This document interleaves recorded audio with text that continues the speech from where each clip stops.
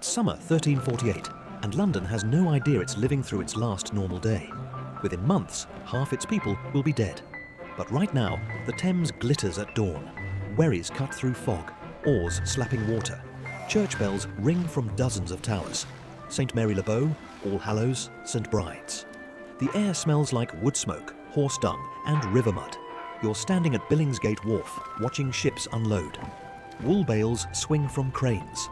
Italian merchants argue with English dock workers who don't understand a word but know the value of money. Somewhere across the channel, people are dying in ways that don't make sense.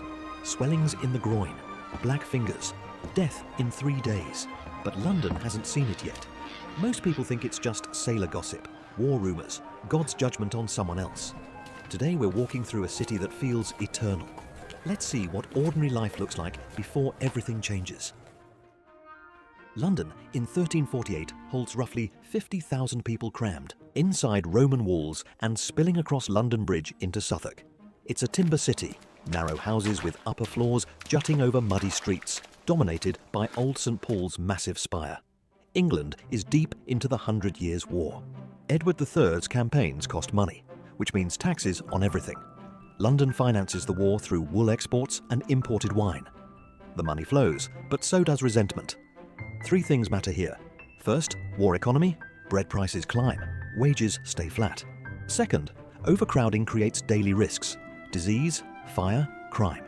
Third, there's talk from the continent about a pestilence spreading through Italy and France. Ships arrive with stories of mass graves and emptied ports. Most Londoners dismiss it. Plagues happen elsewhere. London will survive like it always has. Our route moves from the docks at sunrise to streets after curfew. 7 stops. Morning to night. 1 day in a city with no idea what's coming. Stop 1. The wharves at Billingsgate. Early, morning. The docks are already loud. Sailors shout in French, Flemish, German. Stevedores haul grain sacks. A crane groans under wine barrels.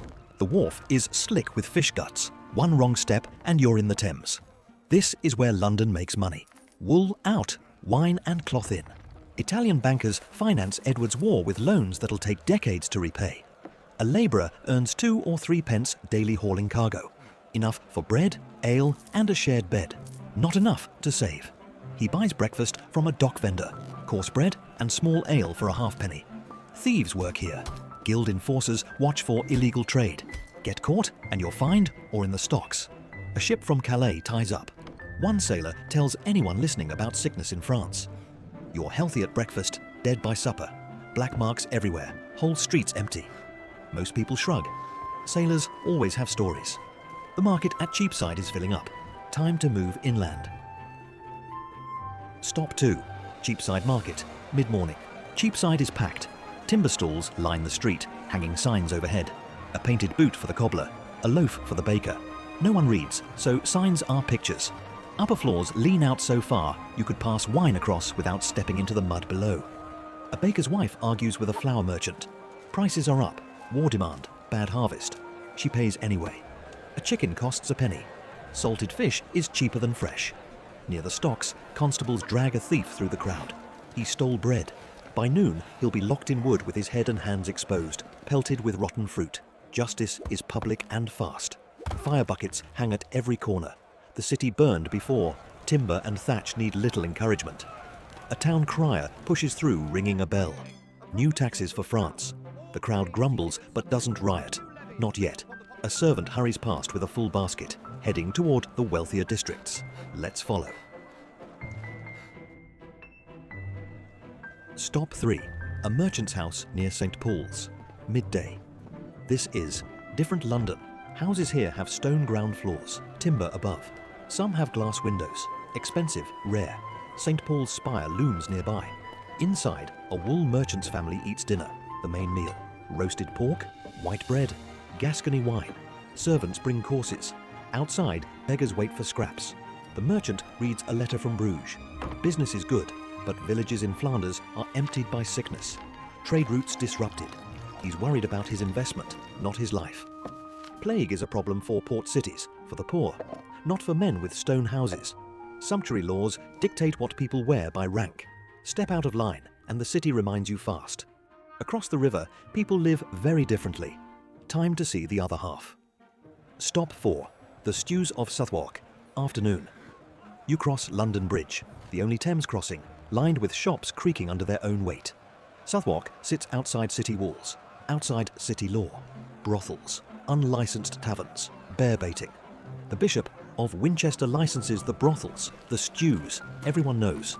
The streets are filth, open sewers, overflowing cesspits. Tenements pack families into single rooms with straw floors. Disease is constant, dysentery, typhus, nameless fevers. A tavern is full despite heat.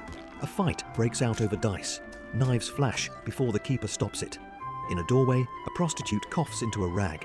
Deep, wet, painful. No one notices. Everyone here is sick with something. Constables rarely patrol. The city pretends this place doesn't exist, but needs it. Bells ring for Vespers. Time to cross back. If you're enjoying this and want to support the channel, consider subscribing. It helps us keep making these reconstructions. Thanks. Stop 5. St. Bartholomew's Hospital. Late afternoon. Near Smithfield, Augustinian monks run St. Bartholomew's Hospital, a stone hall with shared beds and a chapel. Patients, labourers with broken bones, a fevered woman, a child with a blackening leg infection. The monks try herbal poultices, bloodletting, prayer. Infection spreads easily. Beds are close, wounds washed in water, reused patient after patient. No one understands contagion. They burn incense, thinking bad air causes disease. A monk hears confession from a delirious sailor talking about bodies in Calais streets. Piled like firewood, no one left to bury them. The monk prays, assuming it's God's judgment on the French. It doesn't occur to him that judgment might cross the channel. The tower is visible to the east. That's next. Stop 6. The Tower of London. Dusk. The tower is power-made stone. Royal residence, fortress, prison, armoury. Inside, soldiers drill. Blacksmiths hammer arrowheads. Scribes record tax receipts. The war runs on money and documentation. Below, in dungeons, political prisoners wait. The king's justice is final. A messenger rides in from Dover, horse-lathered. Dispatches report plague in Channel ports. Calais, Bordeaux, maybe Melcombe on the south coast. Officials debate. Close the ports? London lives on trade. Shut the docks and the city starves. Merchants riot. So they wait and pray. It won't help. Curfew is coming. Time to see London after dark. Stop 7. The streets after dark. Night is black.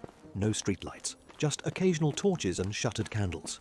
Most people are inside, doors barred. Families around hearths using tallow candles that smell like burning fat. Chamber pots wait to be emptied at dawn. The watch patrols with lanterns calling hours. 10 o'clock and all's well. They look for curfew breakers and fires. In unlit lanes, thieves move quietly. Through a tavern window, voices argue about plague rumours. A merchant scoffs. It never comes here. A priest counters. God's will is not mocked. A labourer just drinks. The argument fades. Candles go out. The Thames flows on, indifferent. London sleeps, convinced of its permanence. No one knows that within 4 months the first cases appear. By winter, the dead outnumber the living. But tonight feels eternal. How do we know this? Tax rolls show earnings. Coroner's inquests describe accidents. Guild records list prices and penalties. Chronicles describe the plague's arrival. Churches and walls survive. Manuscript illustrations show clothing and daily life. The gaps are real. We don't know exact conversations, but we can reconstruct patterns. How dockworkers spent wages. How merchant households operated. What Southwark smelled like. AI visuals help us see these patterns, reconstructed from historical research and checked against anachronisms. History is reconstruction. This is what we can see. The city sleeps. Last torches gutter out. Watchmen make rounds. People breathe the same air, drink from the same wells, live inches apart with no concept of quarantine. By autumn, ships from Melcombe bring plague upriver. First deaths are dismissed as fever, then swellings appear, then black fingers, then bodies pile faster than burial. London loses half its population. Entire streets go silent. Survivors walk through a city of ghosts. But that's autumn. Tonight is summer. Tonight, London is alive, loud, crowded, filthy, normal. Next time, A Day in London, 1665, when plague returns after 3 centuries, and the city has learned almost nothing. For now, bells have stopped. Fires burn to embers. The Thames flows dark under London Bridge. This was the last normal day. No one knew it. No one ever does.